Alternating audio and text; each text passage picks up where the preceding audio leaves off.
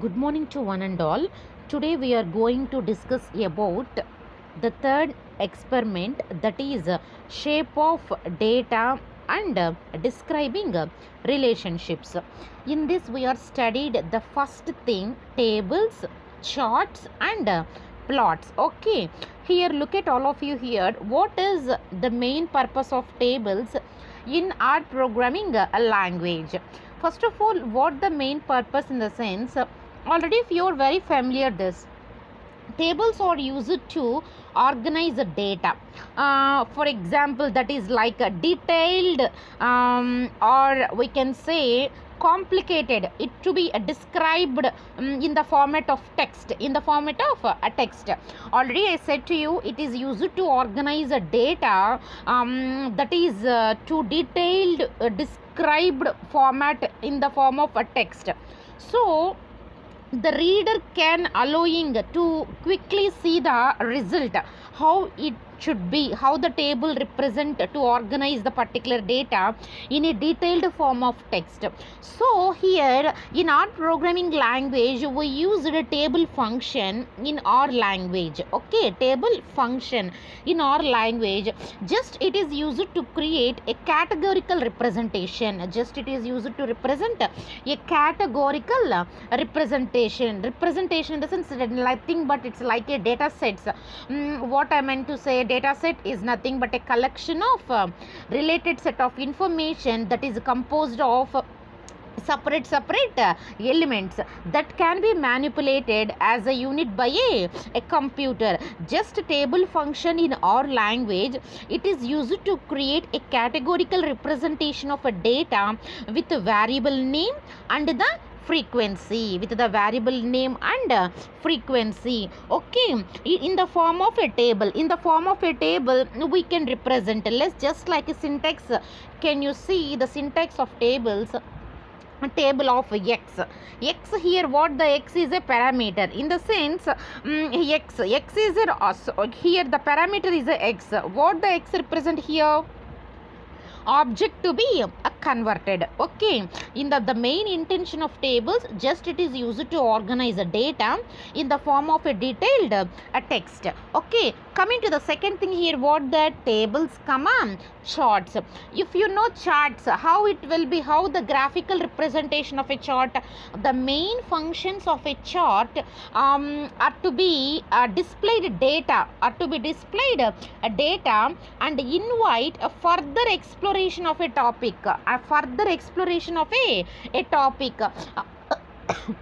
What I meant to say in the sense here, a chart helps to visualize a data that is otherwise difficult or to be understand. It makes user friendly, so it can also be used in the form of trends like patterns or the exceptions.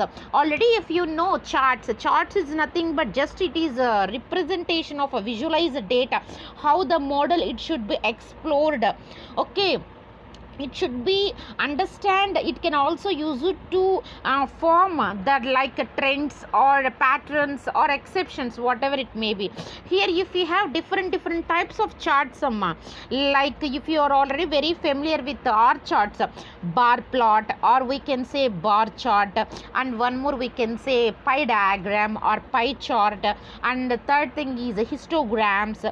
We can also say scatter plots, box plots, etc. if you have so many charts in our language. Okay, and coming to this plot section, if we have to study about a plot section, already if you learn about plot in experiment number 2, what the main intention of a plot function is used to create a graphical representation of some data. Okay, a graphical representation of some data. It is mainly often easy to see how a trend in data when we are plotted, and very it is difficult, just we are looking the visualization of a graph where in x-axis and y-axis how the plot function in the diagram, how we can take the parameters and how we can mark in the diagram. The main intention of plot function is just the graphical representation of some data. Okay, here in these plots we need to mainly study about the first thing is nothing but box plotting, and the second thing is nothing but histograms, and the third thing is nothing but scatter plots. Okay, box plotting in the sense box plot in the sense just mainly the three things: box plotting, histogram, scatter plots. The first thing, box plotting. A box plot generates its rectangular manner that covers the particular area spanned by the column of the data set. Okay, that is nothing but box plot. Coming to the histograms, histograms are the most widely used plots just for analyzing data sets, data sets. Okay, here is how we can plot a histogram that maps a variable like column name to its particular frequency. So we need to study about the histograms or the most widely used plots for just analyzing data sets. Okay, now we need to study about in plot section. In plot section we need to study the third thing, scatter plots. Already I said you box plot, histogram, scatter plots. What about scatter plots? Scatter plots are used to plot data points for two variables on the x and y axis. Just they tell you patterns amongst the data and are widely used for just modeling the machine learning algorithms. What is meant by machine learning? Machine itself to be learned okay, that is said to be a machine learning. Just we need to tell us the patterns how among us the data, and or it should be a very largely used for modeling a purpose. Okay, that is the main intention of plots. Okay, this is the programmatic representation just if you need to type in RStudio and if you get some table box plot like a table representation in the plot chart. Okay, and coming to the second section, that is nothing but univariant data and measures of central tendency. Just we have to look at uni in the sense the term univariant analysis refers to the analysis of one variable. Just we need to refer here only one variable. Just you can remember because the prefix uni means single, or we can say one. There are most frequently used three common ways we can perform univariant analysis on one variable. The first thing is summary statistics. What the main intention of summary statistics in the sense, just we need to measure the center and spread of values. We need to measure the center value and spread of values. And the second way to perform univariant analysis, frequency table. Just it describes how oftenly use different values, how it may occur.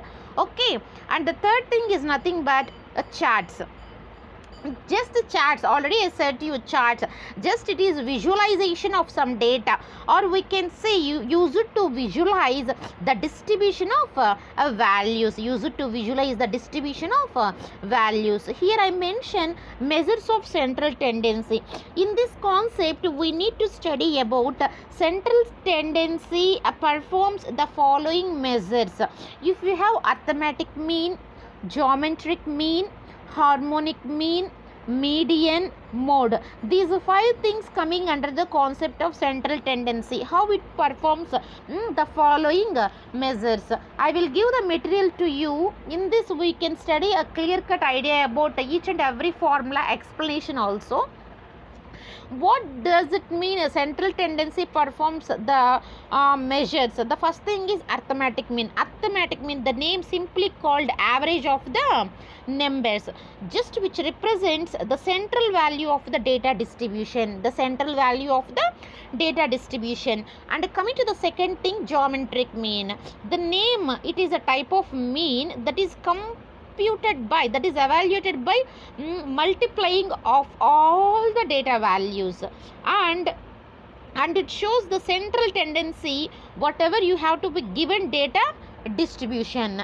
That is nothing but geometric mean. And coming to the third measure of central tendency, harmonic mean. It is also another type of mean, just it is used as another measure of central tendency. It is computed as a reciprocal of arithmetic mean. It is computed as reciprocal of the arithmetic mean of reciprocal of the given set of values. Whatever the values we need to give, that is reciprocal, arithmetic mean of reciprocal of the given set of values. And coming to the median. Median, in the sense the name itself says a median. Median, according to the subject point of view statistics, median in another measure of central tendency, just which represent the middlemost value of a given set of values. The middlemost value of a given set of values. Okay, that is the concept of a median. And now we study about a mode. Mode, in the sense the mode of a given set of values. The mode of a given set of values, just that is most in the set, in the data set itself. The mode of a given set of values is the value that is most in the set. There exist multiple mode values. In case, what I meant to say, in the sense, if there are two or more values with matching frequency. If there are two or more values with matching frequency. What we are studied here, measures of central tendency. The central tendency follows the measures of the central tendency, how we can perform the measures here. In the sense, we need to study about here 5 things: arithmetic mean, geometric mean, harmonic mean, median, and mode. These 5 things coming under the concept of measures of central tendency. And now we are studying about here a frequency distribution. What is the meaning of the frequency distribution? Already, if you are very familiar with the frequency also, for example, I can say for real life example, listen carefully here. A frequency distribution, in the sense, just here, look at here, my underscore tab is a variable name, just I will assign to table of x. Here x is a parameter, that x, it is an object, it can be converted. Just I need to create frequency table space my underscore tab. Just we need to print frequency table hash x value, what the table in the content, the matter will be like something numbers 4 3 2 2 1 1, like that. Okay, this is the hash a b c d e f g hash 1. Just we need to giving that hash, in the sense comment purpose what the main meaning of that particular line of sentence. Okay, here frequency distribution, for example, if you take one children the height of a children can be split into several different categories or ranges. In according to the subject of statistics, frequency or absolute frequency indicates the number of occurrences of a data value, how it occur. So these frequencies are oftenly plotted on bar graphs or you already visit the bar graphs. One is height, one is small, and one is one more height, like that. How the range, the height of a children can be split into several different categories, or we can say ranges. Here coming to the according to the subject of frequency distribution in our language, just we need to indicate the number of occurrences of a data values, how it occur. So these frequencies are oftenly plotted on bar graphs or we can say histograms, or to compare the data values, okay, that is nothing but frequency distribution in our language. What we can learn from frequency distribution in the sense, along with descriptive statistics, we can say some averages, average range of values, averages, and we can say ranges of values, and we can say percentages also, the percentages or accounts. So the chart of a frequency distribution puts you a stronger position to understand a set of people or things. It helps you visualize how a variable behave across the ranges of possible values. Okay, here what we can learn from frequency distribution in the sense, just the main thing in according to the calculation along with the descriptive statistics such as averages, ranges of values, and percentages or counts, like the chart of a frequency distribution. Whatever we need to put in a stronger position how to understand a set of people or things, because we may help you how to visualize that the variable behaves across the range of position values. Okay, that is nothing but frequency distribution. Now coming to the point of variation and shape. The name says a variation and shape. Here look at this diagram, how the shape will be, how the variation will be. Can you take temperature and recovery ratio? Some certain values we should be placed here. What according to the subject point of view, what is the main intention of variation in our programming language in the sense, variation, or we can also say variability, also known as statistical dispersion. We can say statistical dispersion is another feature of descriptive statistics. It is also another feature of descriptive statistics. Just we need to measure of a central tendency and variation together. Just we need to comprise of descriptive statistics. What the variability shows here to you, the spread of a data set, around a point. Look at here, variability shows the spread of a data set around a point.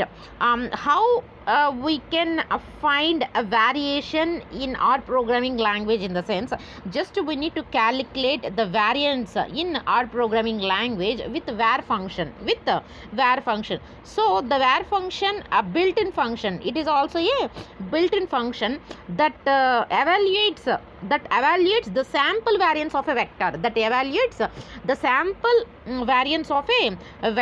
So here we need to study here a shape also. What is the shape in according to the programming language?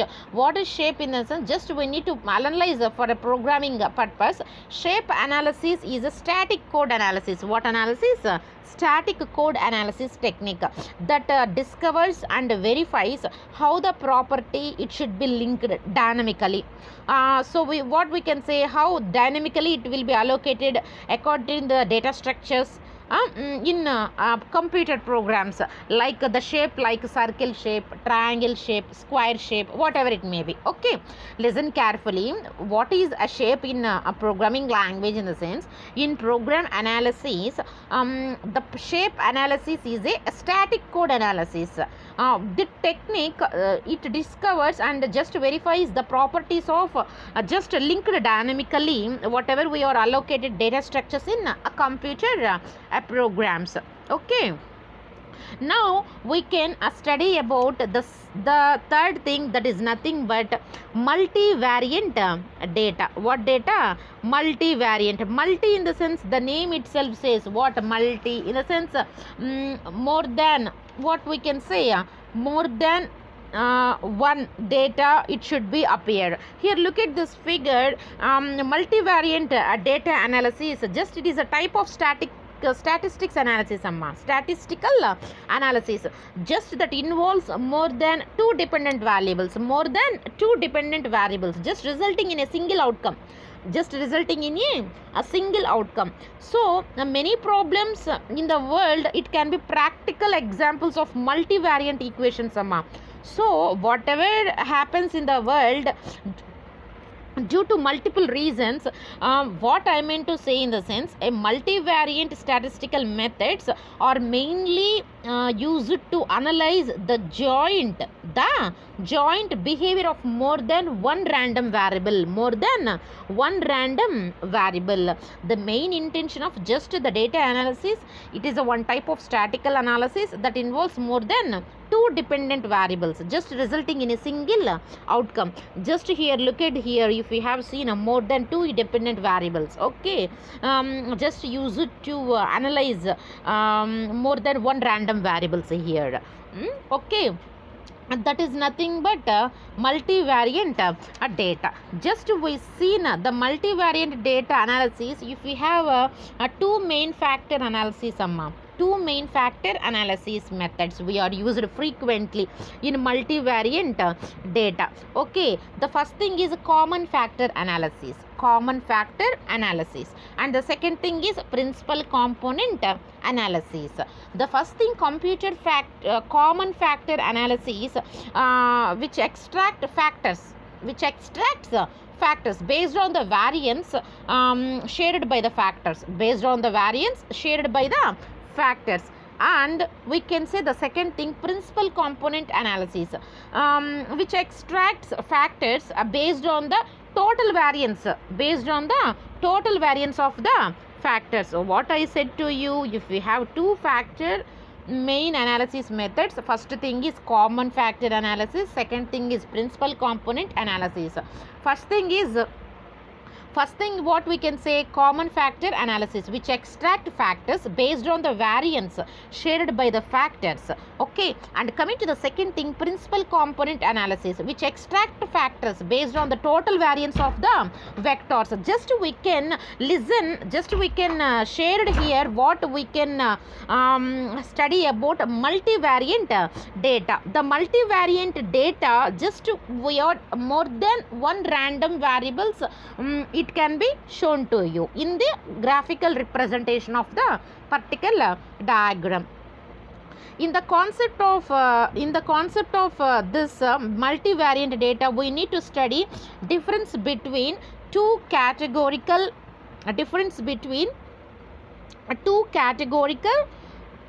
variables, difference between two categorical and continuous variables.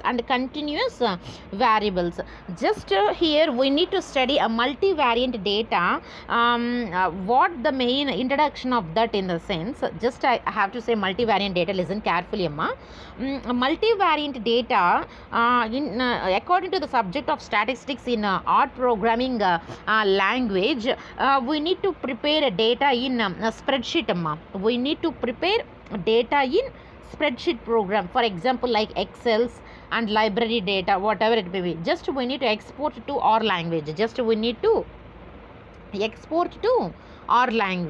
Okay, just we need to export to our language. The second thing is read data from files into R. Okay, and then we need to run whatever the principal component analysis and graphically display the results in the plot section, amma. And finally perform discriminant function analysis and interpret the results. This is the introduction to multivariant statistics in our programming language. Okay, now we need to study here a difference between categorical and continuous variables Just we need to study about, first of all we need to study about here, we need to study about a difference between categorical variable and continuous variable. Look at here, the continuous variable, and here we need to study the first thing here, categorical variable. What that in the sense, just we need to be stored in a R, just we need to be stored into a factor like R. Let's check the one by one code below how to convert a character variable into a factor variable. Okay, just we need to convert a character variable into a factor variable in R. Just the characters are not supported in machine learning algorithms, and the only way we need to convert here a string to an integer. That is the main intention of categorical variable. what the main difference here in the sense, a difference between the categorical and continuous variables in the sense, the main intention here, according to the data set is a collection of information. Just we need to distinguish here two types of variables, categorical and continuous. According to the subject point of view, in a categorical variable, the value is limited, the value is limited and mainly usually based on the particular finite group. Based on a particular finite group. For example, a categorical variable, it can be countries, or and we can say years, and we can say gender and occupation. It is nothing but designation.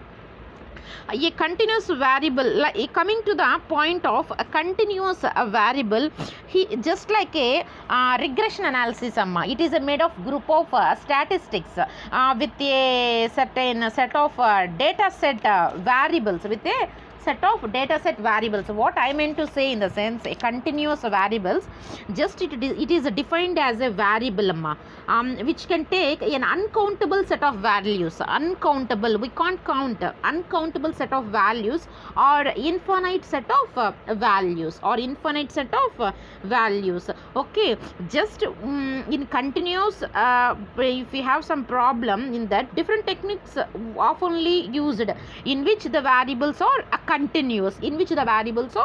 continuous, okay.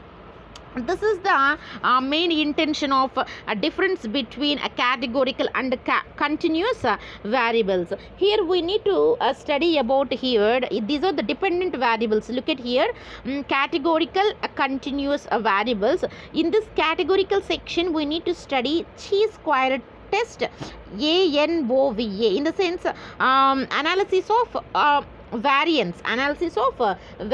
The chi-square test, according to the subject point of view or language, it is a statistical method which is used to determine if two categorical variables have a significant correlation. It have a significant correlation between both of them.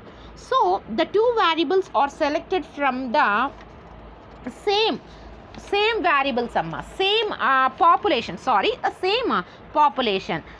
Further, we can say these variables are then categorized as gender, male or female, and we can take some colors, red or green, and say yes or no, etc. Like that, the chi-square test representation.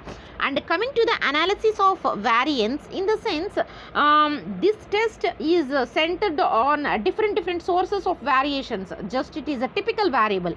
According to the subject point of view or language, it is primarily provides evidence of the existence of the mean equality between the groups. So this statistical method is an extension of the t-test. It is an extension of the t-test.